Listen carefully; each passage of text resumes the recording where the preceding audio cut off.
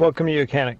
Today here on YOUCANIC we're going to go over how you would put your car on a Ford Fusion 2013, how you put the emergency brake back into service.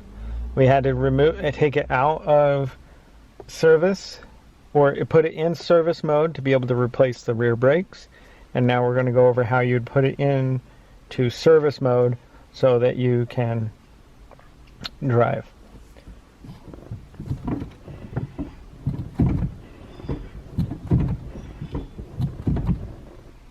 So I just pumped the brakes up just to get the calipers filled up with all that fluid that we pushed back.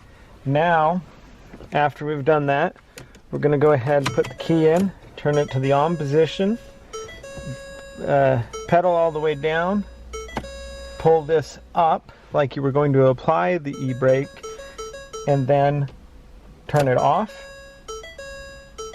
and then turn it back on. Now you hear the motors in the back. They're doing their process. Alright. So everything seems to be good. So now you can set the brake.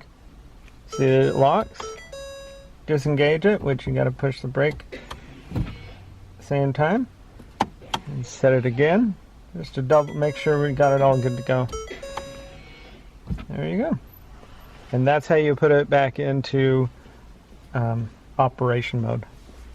Thanks for watching YOUCANIC, where you can be the mechanic.